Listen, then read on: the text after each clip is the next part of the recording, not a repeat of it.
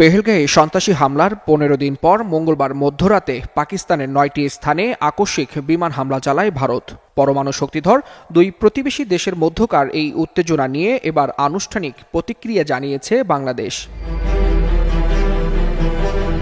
বাংলায় একটা কথা আছে, ইট মারলে পাটকেল খেতে হয়। তবে কার ইট কার পাটকেল সেটা নিয়ে প্রশ্ন। যেই ঘটনার জের ধরে কাশ্মীরের পেহেলগ্রামে যেই ঘটনার জের ধরে আমরা আজকে সারাদিন যাবৎ ভারত পাকিস্তানের মধ্যে যুদ্ধের প্রাথমিক পটভূমি দেখলাম, সেখানে আমি আগের ভিডিওটাতে স্ট্যাটিস্টিক্সটা দিয়েছি, পরিসংখ্যান কার কি ক্ষতি হলো। গভীর রাতে ভারত পাকিস্তানে 3টা লোকেশনে 9টা টার্গেটে মিসাইল আক্রমণ করেছে। আমরা অনুমান করতে পারি এই আক্রমণ একটা ফুল স্কেল যুদ্ধে পর্যবসিত হতে পারে। পাকিস্তান আর্মি 2টা ভারতীয় জেট ভূপাতিত করেছে।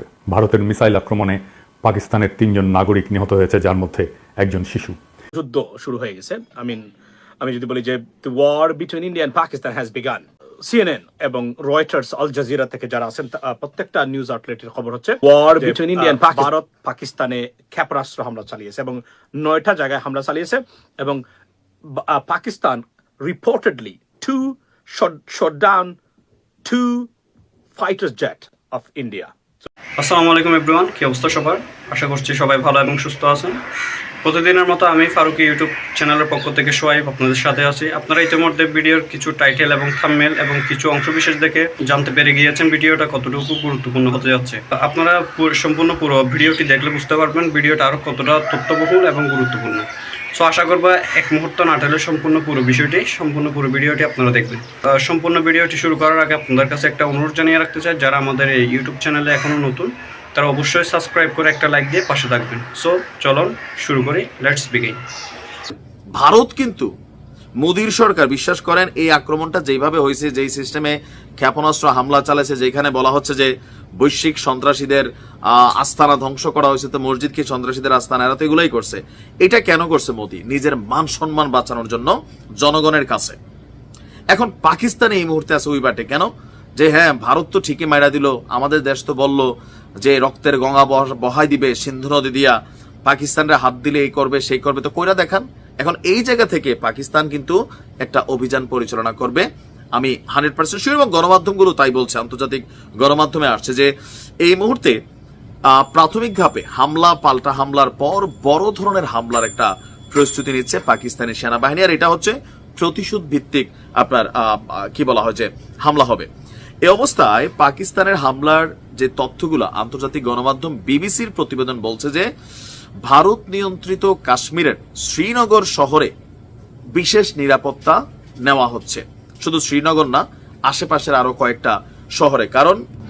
কারণ হচ্ছে পাকিস্তানের বিপরীতে যখন ভারত হামলা চালিয়েছে, আজাদ কাশ্মীরের বিভিন্ন শহর রাজধানীকে টার্গেট করছে। সো পাকিস্তান যখন হামলা চালাবে, স্বাভাবিকভাবে জম্মু কাশ্মীরের রাজধানী সহ গুরুত্বপূর্ণ জায়গাগুলোতেই হামলা চলবে।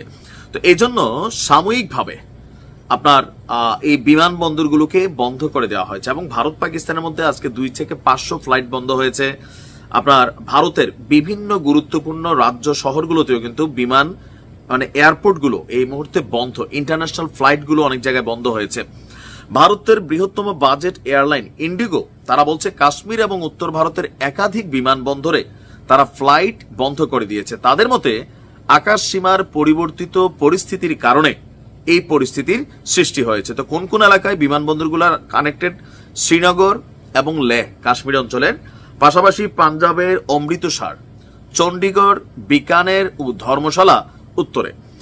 আর উদ্ভূত পরিস্থিতিতে ভারত নিয়ন্ত্রিত কাশ্মীরের জম্মু, সাম্বা, কাঠুয়া, রাজৌরি এবং পুঞ্চ অঞ্চলের সব স্কুল, কলেজ, শিক্ষা প্রতিষ্ঠানগুলো বন্ধ ঘোষণা করেছে কর্তৃপক্ষ। অপরদিকে পাকিস্তানও কিন্তু আজকে বিভিন্ন শহরে, ইসলামাবাদ, পাঞ্জাব, আরো বিভিন্ন জায়গায়, আজাদ কাশ্মীর সহ সকল জায়গায় আপনার স্কুল, কলেজ, মাদ্রাসা অনির্দিষ্টকালের জন্য তারা বন্ধ করেছে। এই প্রসঙ্গে বহুল আলোচিত গাজওয়াতুল হিন্দ নিয়ে আমরা আজকে কথা বলবো। এটা এমন একটা ধারণা নিয়ে যেটা একদিকে জিহাদের স্লোগান, আবার অন্যদিকে রাষ্ট্রীয় ভয়ের পুঁজি। গাজওয়াতুল হিন্দ শব্দটা শুনলেই কানে বেজে ওঠে ধর্মীয় যুদ্ধ, আগ্রাসন এবং এক গভীর ধর্মীয় আবেগের প্রতিধ্বনি। কিন্তু আসলে এটা কি? কোথা থেকে এলো এই কথা? আর কেন একবিংশ শতাব্দীতে এসে আবার মাথাচাড়া দিয়ে উঠেছে সেই পুরনো মিথ? আর কেনই বা বলছি এই গাজওয়াতুল হিন্দ সম্ভবত শুরু হয়েছে আর ভারত পরাজয়ের পথে অগ্রসর হচ্ছে। আসুন ইতিহাস, ধর্মতত্ত্ব এবং রাজনীতির সীমানা পেরিয়ে খুঁজে বের করার চেষ্টা করি এই ধারণার উৎস, ব্যবহার এবং পরিণতি সম্পর্কে। গাজওয়াত শব্দটা ইসলামী পরিভাষায় ব্যবহৃত হয় ওই সমস্ত যুদ্ধে যেখানে নবী রাসূল স্বয়ং অংশগ্রহণ করেছিলেন। আর হিন্দ মানে ভারত, এই দুটো শব্দ মিলে দাঁড়ায় হিন্দের যুদ্ধ। কিছু হাদিসে উল্লেখ করে ভবিষ্যতে মুসলমানরা হিন্দ বিজয় করবে, যেমন সুনান আল নাসাই এবং মুসনাদে আহমেদে একটা বর্ণনায় বলা হয়েছে, আমার উম্মতের একটা বাহিনী হিন্দের সঙ্গে যুদ্ধ করবে, আল্লাহ তাদের ক্ষমা করবেন। তবে ইসলামিক স্কলারেরা অনেকেই বলেন যে এই হাদিসগুলোর সনদ দুর্বল এবং এগুলোকে ঐতিহাসিক ভাষ্য হিসেবে ধরা যায়, কিন্তু তা দিয়ে আধুনিক রাজনৈতিক সহিংসতার বৈধতা পাওয়া যায় না। 20 শতকের শুরু থেকে বিশেষ করে পাকিস্তানের রাষ্ট্রনীতিতে গাজওয়াতুল হিন্দ হয়ে ওঠে এক কল্পিত ধর্মীয় আদর্শ। অনেক সংগঠনই তাদের রাজনৈতিক প্রপাগান্ডায় শব্দগুলো ব্যবহার করে বারবার, যেন ভারতের বিরুদ্ধে যে কোনো যুদ্ধ মানেই ইমানের লড়াই। এই ধারণা ব্যবহার করে রাষ্ট্রীয় সহিংসতা, সীমান্ত সন্ত্রাসকে বৈধতা দেওয়ার চেষ্টা করা হয়। আবার পাশাপাশি এই টার্মটাকে ধরেও ভারতের মুসলমানদের সন্দেহের চোখে দেখার সুযোগটাকে সৃষ্টি করা হয়। কিন্তু এটা কি আক্ষরিক অর্থে যুদ্ধ নাকি প্রতীকী যুদ্ধ? সেই যুদ্ধ কি শুরু হয়েছে? আর যদি শুরু হয় তাহলে কিভাবে শুরু হয়েছে? আর এই যুদ্ধের পরিণতি বা কি? আমার মনে হয় এই লড়াই শুরু হয়েছে, আর এটা শুরু করেছে বিজেপি আর আরএসএস এর হিন্দুত্ববাদী রাজনীতি দিয়ে।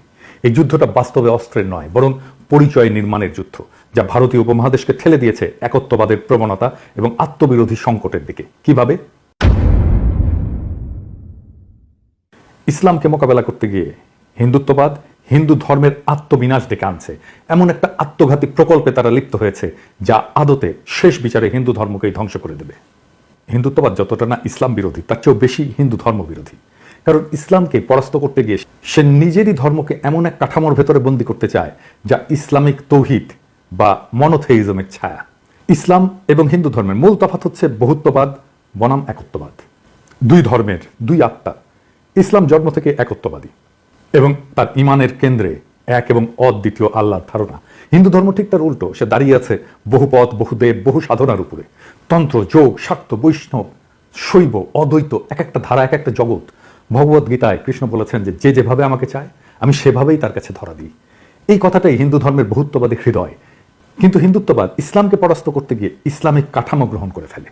হিন্দুত্ববাদের মূল সমস্যা হলো এটা ইসলাম বা খ্রিস্টান মতবাদকে প্রতিযোগী ভাবতে গিয়ে তাদের কাঠামোকে নিজের অস্ত্র বানাতে চায়। যেমন এক জাতি, এক ভাষা, এক পরিচয়, এক সংস্কৃতি। এই সমস্ত ধারণা ইসলামী উম্মা বা খ্রিস্টান নেশন স্টেটের ধারণার কাছাকাছি। হিন্দুদের মাঝে ঐক্য প্রতিষ্ঠা করতে গিয়ে সে এক দেবতা, এক আচার, এক ভাষার সন্ধান করে।